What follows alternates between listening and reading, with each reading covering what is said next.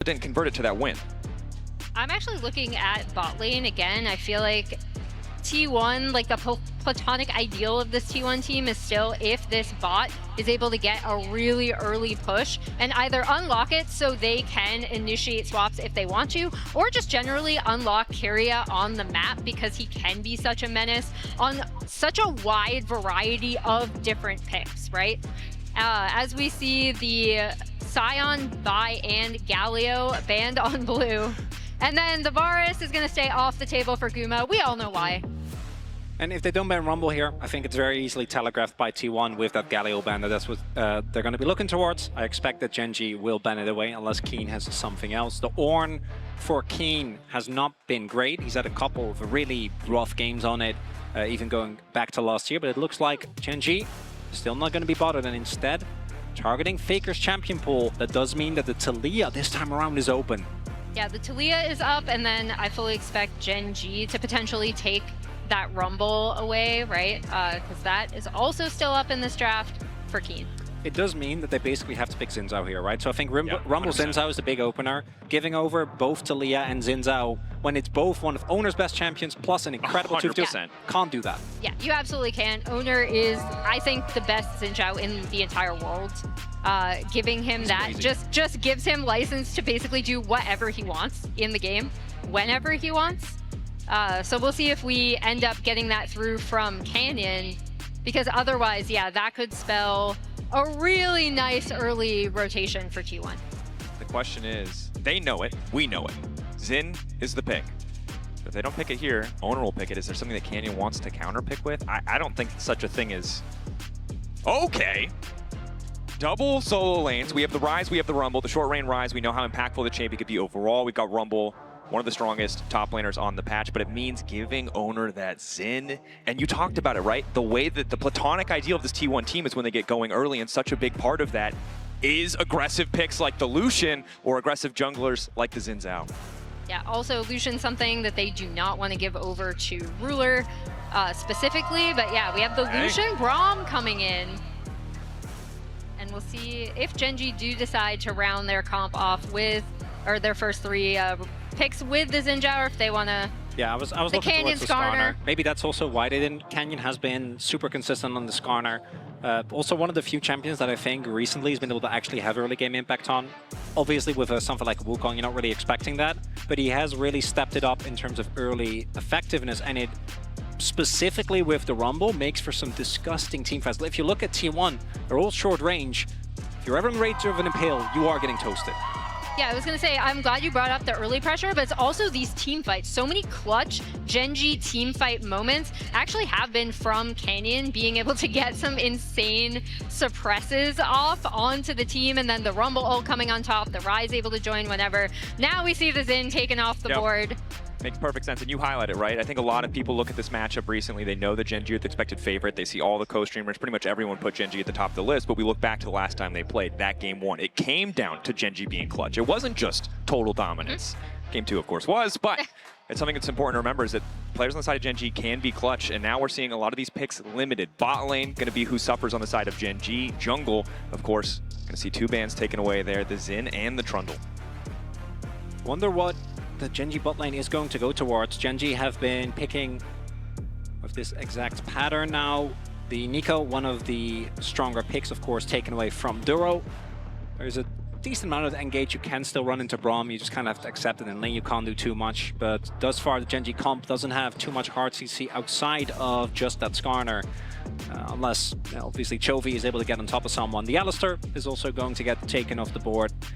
What does Gen.G want to go towards here, and what are the counter picks going to be? I'm leaning towards an Ornn for Doran here. That has been one of the more consistent counter picks into this Rumble.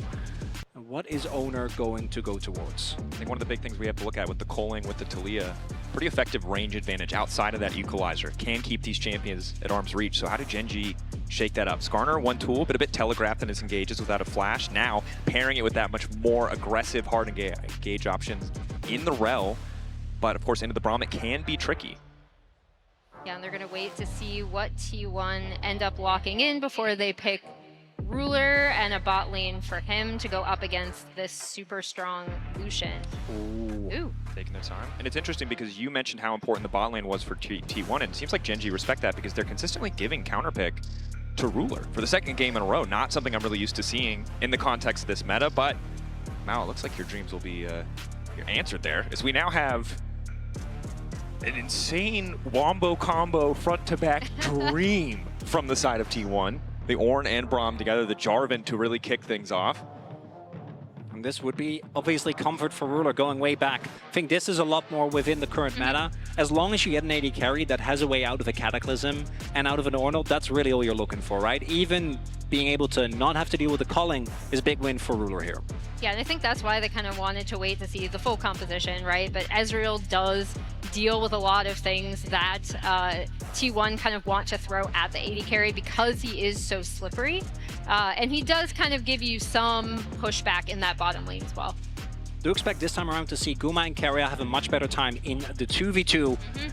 There's also the power of this Jarvan. When it comes to early ganks, there are a lot of juicy targets on the enemy team. Both Rumble and Ryze don't have an easy way out of EQ combos. So I'm gonna kind of see if Owner is going to look to have a very early impact here to try and throw Gen.G off their game. Because I think we saw in game number 1 as well, if Gen.G don't fully lose control of a game, actually playing the game becomes so insanely hard.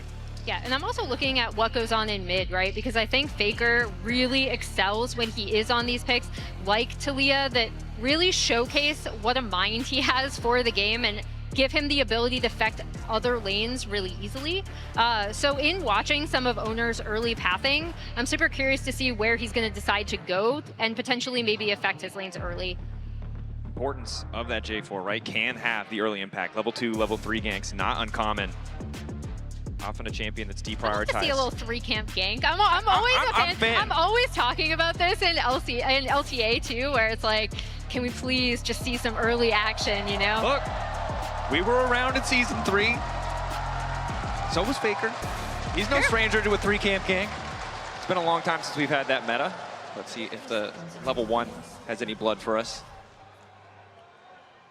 Looking at the rune setups, we have Keen with the first strike, which is not something we've seen more recently, but into Ornn I do think makes a ton of sense because you are looking at a matchup where you're not really going to be threatened too much. Gumayushi going for the PTA, not the electrocute as we have seen before in this tournament. Keria obviously is a spellbook man. Well, I have just been told that Lore is standing by with Kadril. So you've heard from us. Let's hear what Mark has to say about this particular matchup.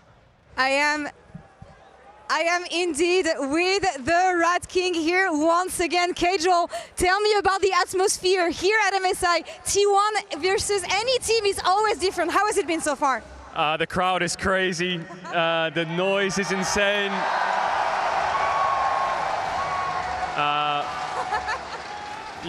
Much love to the crowd. Thank you everyone for coming out. All right, what's your prediction for this series, Kadril? Game 1 was for Gen.G, but what do you think? It's looking tough for T1. They really need to win this game. They need to win this game early because they could run out of damage very quick. So I'm hoping T1 wins so we get 5 games. Do you like the draft? What are we looking at in the early game? You're going to look at Owner and you're going to look at if the Lucian Braum can take over the map. I think Ryze having no flash is really important in this game. All right, Rat King, thank you so much. And casters, back to you.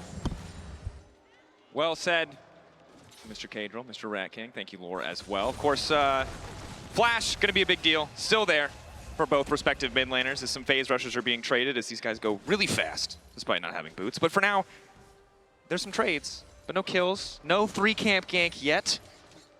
It can still happen. He's on his third camp now. Yeah. We do have an early invade though. Owner did go in. The level 1 for T1 is obviously way stronger, so there wasn't really too much that Gen.G could do. I am not sure when it comes to the pings, whether they spotted this. Based on Canyon's pathing, I'm gonna say maybe not. We'll be able to pick up his chickens, but his red buff and his Krugs are already gone. Yeah, he definitely doesn't know. So nice little sneak away here from Owner. Gonna be able to build up a pretty substantial CS lead. And you see, yeah, Owner backing and already returning to his own side of the jungle, should be able to clear out those camps pretty easily. No, really nice. He knows we're all watching. The Okay. Well, on the bright side, while we look away from Canyon's slight embarrassment, Carrier, 149 international games played, passes perks for 5th all time. So shout out, much love to Carrier. Obviously a ton of milestones this particular MSI, but always good to celebrate when a player has this much tenure. But might be celebrating something else here on the bottom side as Doro's already going to be locked up, but Canyon's going in mid lane. That's the flash out from Faker, and he still finds the knockback into the wall. Faker cut down. First blood for Gen.G. And I wanted to look at this mid lane. It's actually Gen.G that strike first, attacking Faker after Canyon got invaded, right? It was looking really good setup from T1. Great response from Canyon. It's a big mistake from Faker as Canyon. Still emoting, by the way. Look, he has a lot of emotions. That is the only thing that he could do, right? Like, you're Skarner into J4, you can't invade. All you can do is look for a gank. So the fact that Faker dies, gives up his flash, is now down a TP, is a really, really big deal.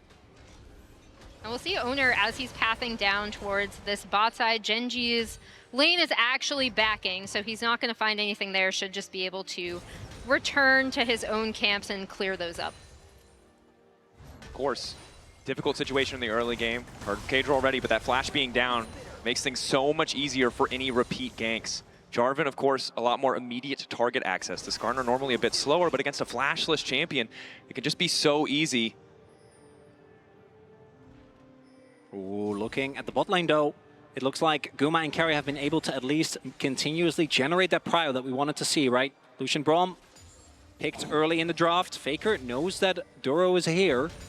Plotted out, and so much attention paid to the mid lane in this game. Chovy kind of left on an island in the Annie game. This time around, they are not letting Faker play whatsoever. Really trying to capitalize and punish Faker in the earlier stages. The flick back doesn't quite hit, but Owner's here to cover as well. And I think not surprising, given how well Faker did in the first game, they don't want to give him any room to breathe here in the second.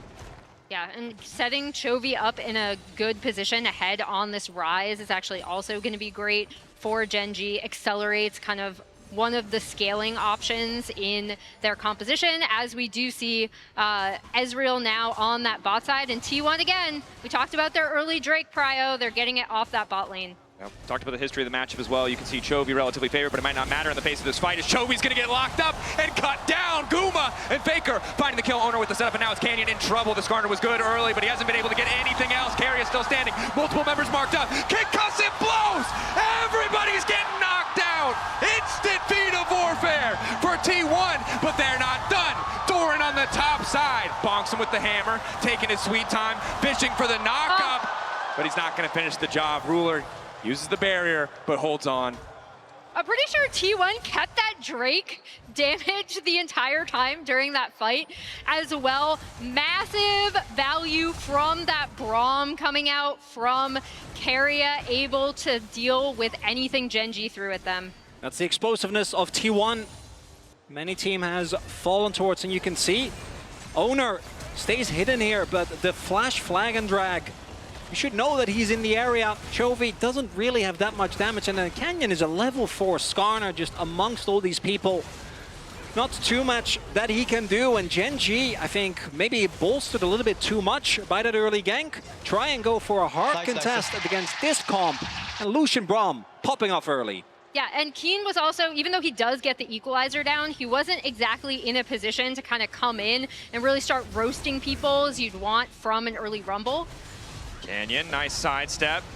May try to go through the wall here, but Keen is on the way down, so he might be happier about this fight than expected. Canyon not feeling the beat at all as Keen manages to find the kill onto Faker. Canyon still manages to get out. The flash over the wall. They're absolutely bamboozled. Canyon needs a little bit more shielding. Doro! Homo! Are you kidding me? The slimmest margins. Canyon shouldn't be alive, and he's still going. Q forward, shattering strike, buying a bit more time. Oh, the flame spitter, it just keeps coming. Canyon lives! It's a jungle Canyon! As Gen.G fight back in this fight. T1 thought that after the great start early on, Canyon overextended. Little did they know it was all an elaborate trap as the sidesteps early on dodges the damage. And the big thing is Keen is here, and then Chovy, shout out to him, right? Like he does his jungler a solid. Canyon able to flash out, survive this entire thing, and then Duro coming in, locking down Owner, and then they're immediately on to Carrier.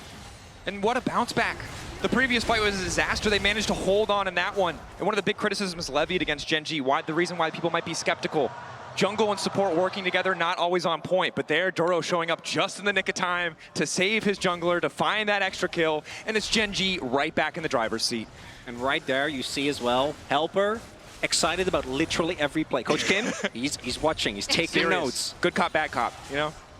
I gotta make sure, you know, you can't just let T1 get away with it, and Helper, we have seen even in backstage, really big for the Gen.G mentor, and really every single clip. That's just how he is, even at low park. Yeah, you see Gen.G has a slight gold lead, but off of the reset. T1 actually were able to clean up those grubs, which is going to be really good for them. And they're actually only one objective away from claiming feats outright. Would be an excellent boon to have at this point in the game. It has been neck and neck, only about a 900 gold lead, 800 now for Gen.G. Both sides would really love to complete that first item, because I think while we talked about damage potentially running out, we heard it from Kajol earlier, right now neither side really has enough sustained damage outside of the Rumble to win out in these fights, although Canyon getting things kicked off, manages to snag 2, and Ruler's here. Free firing is the Ezreal. Guma unfazed. Carrion now retreating, likely just to fall here. They'll get 1. Ruler happy to have the kill. And that's the playmaking Skarner we've come to expect from Canyon. That's why he is so dangerous on this champion, and Guma might be in trouble. Owner spotted. Dashing through, Mystic shot sidestepped, TP on the way down, Owner on the way in, flash out from Guma is good, Shattering Strike still hits and down he goes. Owner's finally here, but it's too late. Faker just tells him to back off, there's no play left. And that is a TP invested by Faker, that is Guma's flash now down, and that's the second game in a row where it feels like Gen.G is just straight up running away with this early game. And I think credit to Canyon, right? When we talk about Gen.G, we mentioned platonic ideals already. Gen.G are that precise team, right? But when it's time to step on the gas, when they know they have an advantage, when they need to push it, when he needs to find a gank, Gen.G can still do it. They find those plays on the bottom side, and T1 are the ones left wondering what the hell is happening. Yeah, and the big thing is that Chovy is now in such a good position. RD3, 1 and 2 on this rise. Should be able to lock that first item in soon off of this back. Yep, there we go. Roa, that's going to make him so much more difficult to kill now. For 10 minutes, and Keen, with first strike in particular, if you can get your early spikes, sitting on the biggest gold lead in the game, by the way, 1,000 for this Rumble, courtesy of his own early skirmishes, it snowballs so quickly because it takes, right, part of the damage that you do. If you have a very early Leandris and you're just farming that again and again and again, and T1, they still have a lot of aggressive power when it comes towards this front to back, right? There's the Ornn, there is the Jarvan as well, and there is a lot of CC that can kind of play the way that Gen.G did in the previous game. They can, but we'll see how Gen.G kind of want to set up potentially around this Drake. Because I am not sure if T1 are going to want to fight them. But T1's going to start it out. T1 kicking things off. Gen.G not in a great spot. Do have the necessary vision to try and contest. Ruler off on the side seems to be the target. Duro locked up, flipped back, doesn't have the chance to do anything. Excellent block on the ulti coming in from Ruler. Solid pick to start the fight for T1, and now Gen.G, they're starting to reconsider. You kind of set that up, Dracos, with the pick potential, right? The Braum to Leah combo coming in clutch for T1. Look at that TP. Canyon. Doran's on his way. Ruler still standing. 1,500, it's going to be the flip. Chovy potentially locked up by the ramp. Locked down in the pit. T1 already found one. They're looking for another. It's Chovy off on the side. As T1 descend, and Keen trying to make the difference. The Realm Orb not coming out in time, and Keen cut down! And Gen.G, they knew that was happening. They knew they were a member down. They knew that Keen still at the base before he could TP because he was sitting on a monstrous amount of gold. He only had a Haunting, guys. Instead, they overcommit like they did in the first Drake fight. T1 take the gold lead back and 2 Drakes to 0. And it started with getting that pick, right, in the mid lane. T1 able to then make it at a numbers disadvantage. And here we go with the Keria ult combo on top of the Faker flick. Duro is dead for this, and that is the go button for T1, right? And I was kind of surprised that Gen.G continued to try to contest this instead of just soft contesting. Especially with Chovy being Rise, right? Unless you flash, once they get on top of you, you're not going to be able to get an easy way out. There's way too much CC. Maybe looking for a quick exit, but if everyone on Gen.G is there, you're just going to get burned down. In the early game, a back and forth here as T1. Those 2 Drakes are going to be a big deal as we get towards the mid-game. They certainly are, and you have to be so confident when you go for these fights against the Braum. Keria has been getting such insane passive value in every single fight because they've just been messy, they've been scrappy, and it's been a super back and forth game. The initial camp steals into the first gank from Canyon, the fight where Gen.G fumble a bit despite finding that kill. and then they immediately get to fight back. And here we have this just continuing this trend of trading fights. And at this point, neither side with a massive advantage. It is, to your point earlier, just those Drakes, the convenience of being able to set up around the threat of Soul Point as we see the red buff hotly contested. And this is pick T1. The moment they get a slight lead, they feel like they're ahead, they're going to be pushing into your jungle. They're going to be taking your camps, and they're going to be looking for chip damage on anyone they can find. Yeah, that's what makes this T1 team so deadly, right? Is again, like either punishing mistakes or trying to find windows. As Owner is there to absolutely stuff this attempt from Canyon. Ready to body block. Whatever that Scorpion's going to do, I will eat that damage so Guma can free fire. And again, this mid lane matchup is tough because neither side really has too much lifesteal yet. So whoever gets the poke, whether it's the culling or the mystic shots, that damage is going to stick before an objective.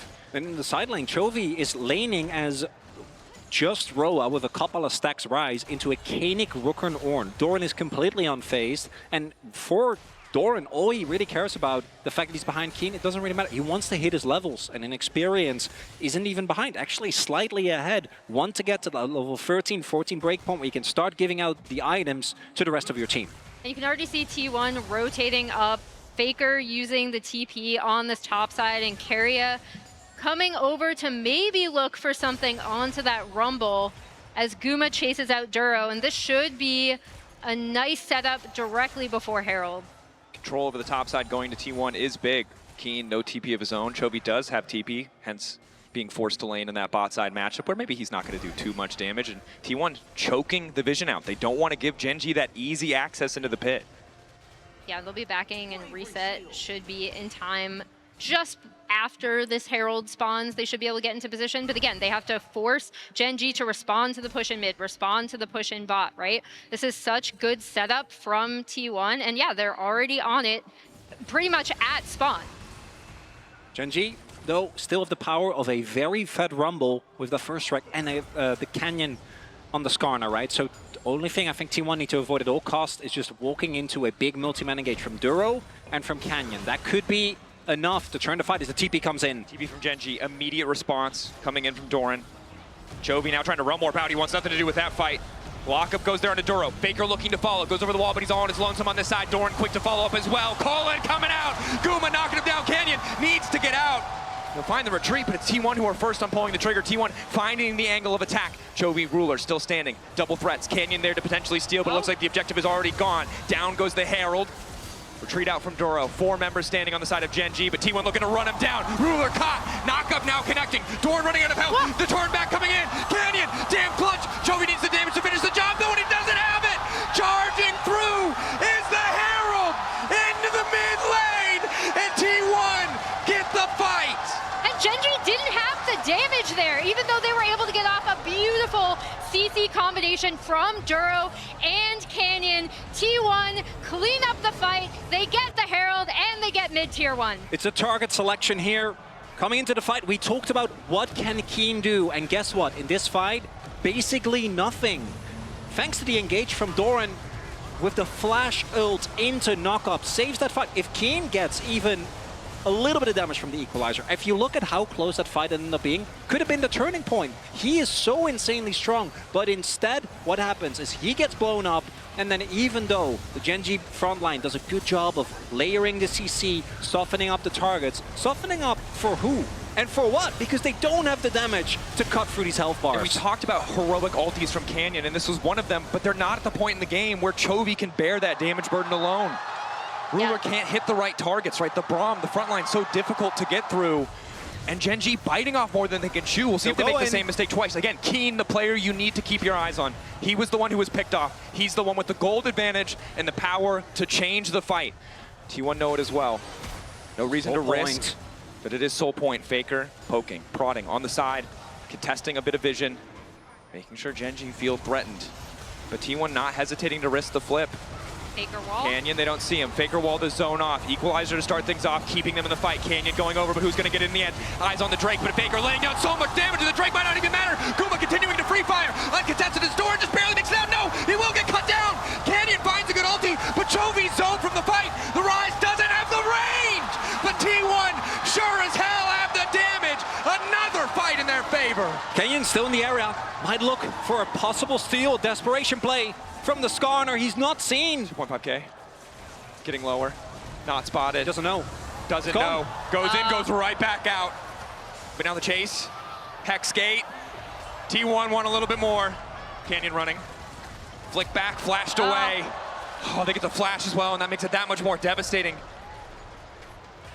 And T1 are finding these fights that CC isn't layered with the equalizer, so it just doesn't do enough damage. And again, a crucial member of Gen.G gets blown up in the fight as Doran again hits the mark. Yeah, I was gonna say the Doran and Faker combo coming out from this fight to immediately get onto Ruler, kind of take him out. And even though Keen is still doing a really solid amount of damage, there's still just not enough damage coming out of this team to clean up T1.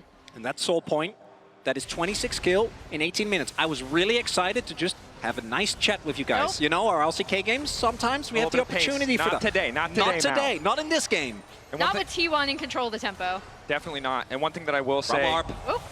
Guma looking powerful, but may have been picked off. Carrier here to body block and try to cover. Guma sidestepping as best he can, but they're moving their way around the Unbreakable. Down goes the Equalizer, and Guma cut out of the fight. Ezreal ulti from Ruler is good. The fight's still coming through for Gen.G. They found the angle, and they're taking it. Quick double for Ruler. We talked about Ruler being taken out of the last fight. Guess what? He just is now back in the game off of a really crucial pick from Gen.G. Closer to the 2-item spike. Both Chovy and Ruler, tiers fully stacked. Once they get that, it's going to be a nice influx of power for the coming fight. We're still far away from Baron. It's a breakneck speed. You highlighted it beautifully, Mao, but Baron not on the table. Otacon 20 seconds away, though. Maybe the angle of attack for Gen.G. Yeah, the big two things we have to watch out for are that Otacon and the fact that they need to contest T1 on this Hextech Soul. You do not want to give this team composition, especially Gumayushi Lucian, a Hextech Soul.